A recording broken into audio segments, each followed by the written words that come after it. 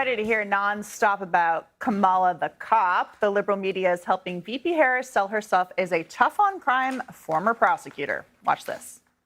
You have a former prosecutor versus a convicted felon. That's something that I like. She's a prosecutor, and so I love the idea that we have a prosecutor defending democracy and the rule of law against a convicted felon. You know, people, asking if America's ready for a prosecutor. I mean, is America ready for, somebody with all of the criminal charges that Donald Trump has? The bumper sticker writes itself. That never happens in campaigns. But prosecutor meet felon. I mean, here we go. Day one. She's a prosecutor and he's a criminal.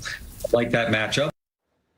But as usual, the press has a very short memory. Kamala Harris once promoted a bail fund during the 2020 George Floyd riots that lets convicted rapists and murderers out of jail. So, Greg, we know that the term prosecutor has many meanings. Alvin Bragg is a prosecutor, for example, and he doesn't throw violent criminals in jail.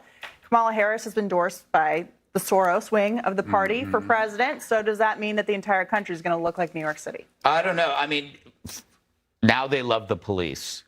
Now, at one moment it's defunding. Now it's delightful. Look, I think the thing that grabs me into this is the lockstep. The media is invested in creating narratives because they believe that most people can't think for themselves, and that includes almost 99% of people in the media. The people in the media no longer ask themselves what's not being said. That should be the first question every morning you get up. What is not being said? What can I say? But that's too hard and too painful. It's much better to have it delivered room service. You don't have to think. Every person in that montage, that was not their thought. That was assigned to them. And they don't think that we're all going to see everyone saying the same thing. And the only way you can get through that is when the assassination attempt happened so quickly, they couldn't attach a narrative to it. It literally blew that apart. You couldn't create it. Now they're dragging their heels because now they can create a story about the assassination because as time goes on, they'll come up with another narrative.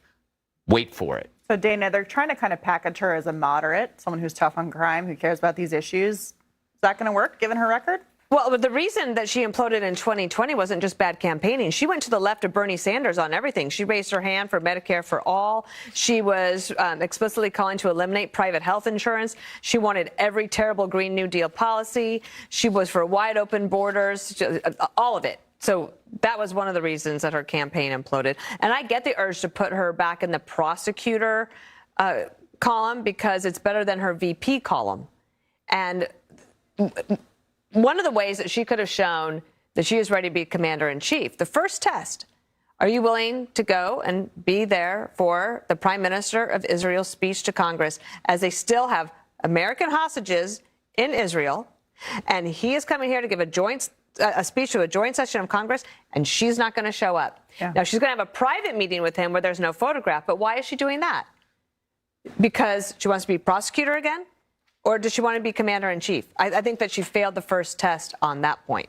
So, Jessica, going back on the record of Kamala Harris, which they're trying to say, as Dana points out, she almost lost a race in 2010 to a Republican in California because she was such a bad prosecutor and because she was allowing crime not to be prosecuted in the way that people really wanted. So is this really going to work given her endorsement of squad-like policy? She's basically a member of the squad just on the Senate side.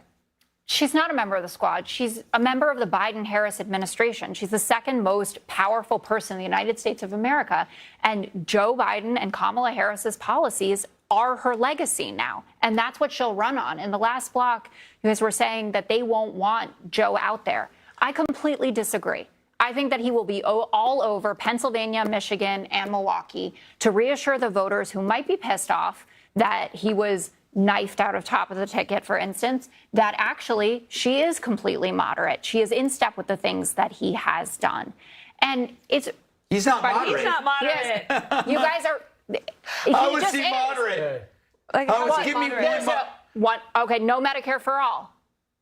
That's not moderate. That's because 80% of the country was against it. No, but that's not fair. You're just moving the goalposts on it again. No, let's talk about let's talk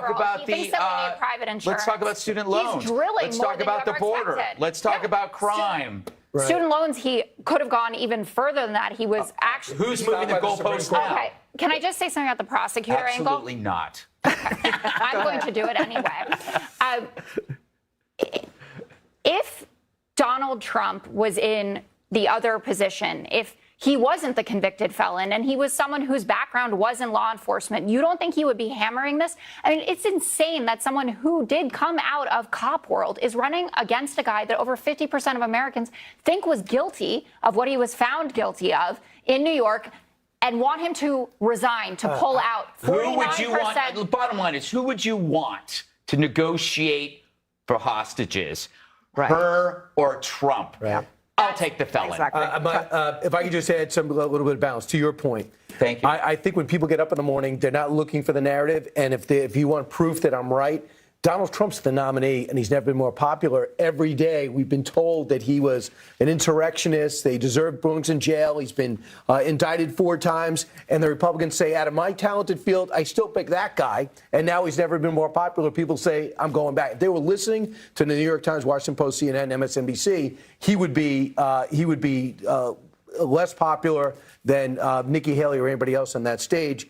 And lastly, the problem with Kamala Harris is if she's going to wants Joe Biden to go to Pennsylvania, she wants to go to Pennsylvania, and she wants to go to Ohio and all these places. They stopped allowing drilling for natural gas and oil in these places. The amount of permits that they have authorized they stopped it. They froze it, and even the Governor Spears says unfreeze it. And we have a whole election ahead of us, guys, to discuss just these very things. quickly, if Trump was so popular, he would have won in 2020, and the Republican Party wouldn't have lost all of the elections in his era. All right. The midterms were a whimper. Do you think the mainstream press thinks Donald Trump is Guys, going we got to go. We got to go. He's All right, bad. coming up, goodbye, malarkey, and say hello to the coconut tree. All right, guys, make no mistake. Harris represents a threat to Donald Trump's election bid. What they're going to do is they're going to paint Trump as a felon, and Harris's legal background will be used against him. My only question is, will this be an effective tactic? It makes sense on paper, but every time we see them attacking Trump, it turns on them. And here's the thing about Kamala. She was a better prosecutor than she was a VP. She hasn't done squat since she was put into the VP chair. She was a better prosecutor than she would make a commander-in-chief. She was given the job of securing the border. Guess what? Failed epically. Didn't even touch it.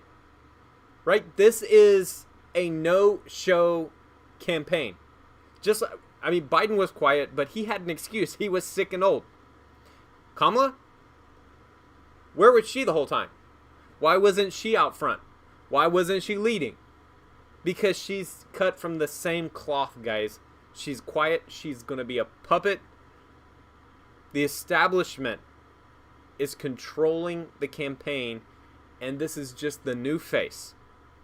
Anyway, Trump needs to attack her political record, not her law background. Her political record is what is showing as lean and absolutely dismal. Kamala is a cop, but she's a corrupt cop. And that's how Trump needs to paint her. She's establishment. She represents the old guard. Even though she may have new ideas, she's more of the same. He needs to paint her as the corrupt politician that she is. All right, guys, thanks for watching the stream. I'm going to be right back with another video on Special Report with Brett Baer. So subscribe, guys, so you're getting all of these videos and streams. Leave a like if you don't mind. Hit that thumbs up button. It helps out the channel. And, guys, leave a comment down below so that I can see what your opinion is, and we can have that discussion. All right, guys, y'all take it easy, and I will see y'all in here in a little bit. Peace.